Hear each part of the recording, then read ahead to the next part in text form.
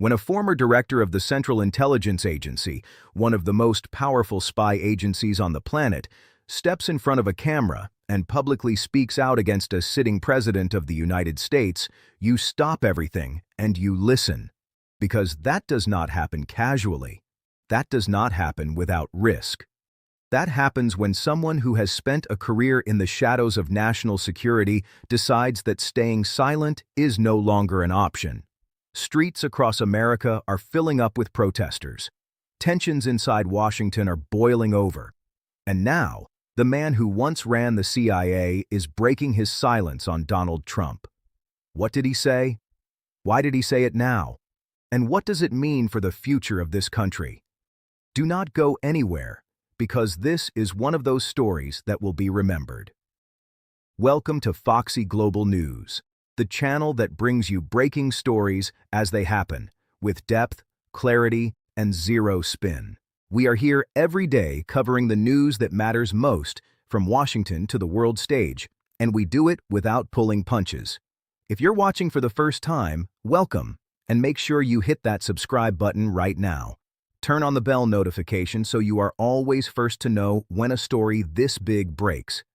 For our loyal viewers who have been with us, thank you, and let's get straight into it. Today, we are covering a story that is sending ripples through the American political establishment. A former CIA director has publicly spoken out on President Donald Trump, and he did it at a moment when the country is already deeply divided, with protests erupting in cities from coast to coast. This is breaking news, this is important, and this is Foxy Global News. To fully understand the weight of what is happening right now, you need to understand who these men are, what the CIA is, what a former director represents, and why a public statement from someone in that position carries the kind of gravity that very few voices in American public life can match. The Central Intelligence Agency is America's primary foreign intelligence service. It operates globally, it works in secrecy, and its directors are among the most briefed, most informed individuals in the entire United States government. These are people who have seen things the public never sees, read intelligence reports that never make the news, and advised presidents in some of the most critical moments in modern history. When a former CIA director speaks publicly about a sitting president, especially in charged, critical terms, it is not a political stunt. It is a deliberate, calculated act by someone who understands better than almost anyone what the consequences of speaking and staying silent both look like. The former CIA director who has stepped forward amid the growing wave of protests across the United States did not mince words. In remarks that quickly spread across news networks and social media platforms, he raised serious concerns about the direction of the Trump administration, about the erosion of institutional norms, and about what he described as a pattern of behavior that he believes poses a genuine risk to American democratic institutions. These are extraordinary words from an extraordinary source, and the timing could not be more significant. The protests that have been sweeping through American cities are not happening in a vacuum. They reflect a deep and widespread frustration among a large segment of the American public.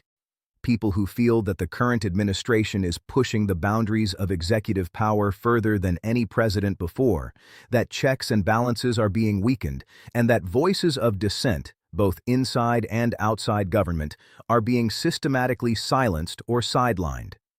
The former CIA director's decision to speak out publicly can be seen as a direct response to that environment. It is the intelligence community's version of saying, enough is enough. Now, it is important to pause here and note something that distinguishes this moment from ordinary political disagreements. America has a long tradition of former officials staying quiet after they leave office, particularly those who come from the intelligence and national security world. The culture of those institutions runs deep. You serve in silence. You carry secrets to your grave. You do not go on television and criticize the commander-in-chief. The fact that this norm is now being broken, openly, publicly, by someone of this stature, tells you something profound about the state of American politics in this moment. The specific concerns raised by the former director touch on several interconnected issues. First, there is the question of the independence of intelligence agencies themselves. Under the Trump administration, there have been persistent reports of political pressure being applied to intelligence assessments. Attempts to shape the conclusions of the intelligence community to align with political narratives rather than hard facts.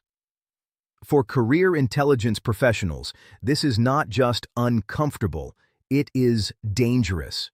Intelligence that is shaped by political preference rather than reality leads to bad decisions, and bad decisions at the national security level can cost lives. Second, the former director spoke to the broader pattern of what critics describe as the normalization of authoritarian behavior. The targeting of political opponents, the attacks on the press, the pressure on the judiciary, the dismissal of officials who do not fall in line. Individually, each of these actions can be explained away. But taken together, they form a pattern that experienced national security professionals recognize because they have seen it before. Not in America, but in the countries they spent their careers watching and analyzing. When someone who has studied the collapse of democracies around the world starts drawing parallels to what they are witnessing at home, that is a moment that demands serious attention. Third, and perhaps most urgently in the context of the current protests, the former director addressed the question of how the government responds to domestic dissent. The right to protest is not a privilege in the United States. It is a constitutional guarantee protected by the First Amendment. Any administration that treats peaceful protest as a threat to be neutralized rather than a democratic right to be protected is operating outside the boundaries of what American law and American values allow.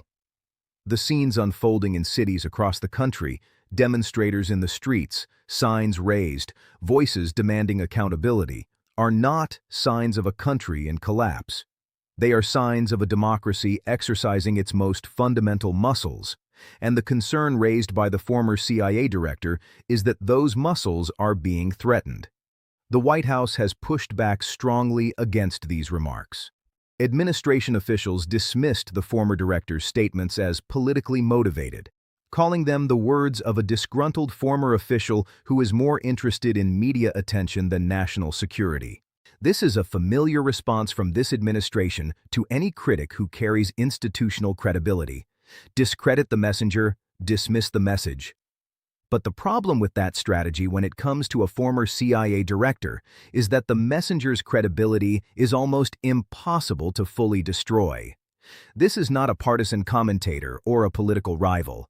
This is someone who spent decades earning the trust of the United States government with classified information and life-or-death decisions. What makes this moment even more consequential is that the former CIA director is not alone. In recent months, there has been a steady stream of former senior officials, from the military, from the State Department, from the intelligence community, who have spoken out in similar terms. Individually, each voice can be dismissed. Collectively, they represent something that cannot be easily brushed aside. A consensus among those who know the most about how American power works that something has gone seriously wrong. The protests in the streets are the public face of a frustration that, it turns out, is also being felt in the corridors of the institutions that are supposed to keep this country safe and stable. The political implications of this moment are enormous. With the country already deeply polarized, statements from a former CIA director will not change the minds of those who are firmly committed to supporting Trump. But they do something else. They provide credibility and cover for those in the middle, those who are uncertain, those who are watching the news and trying to figure out what to believe. When someone with a resume like that says publicly that they are concerned, it gives permission to ordinary Americans to take their own concerns seriously. And in an election environment, that matters enormously. There is also an international dimension to this story that should not be overlooked. America's allies and adversaries are watching. Every time a senior former official speaks out against the sitting president, foreign governments are taking note. recalibrating their assessments of American stability, American reliability, and American leadership. The United States has long projected an image of institutional strength, the idea that no matter who is in the White House, the system holds. That image is being tested right now in real time, and the world is watching to see whether it survives.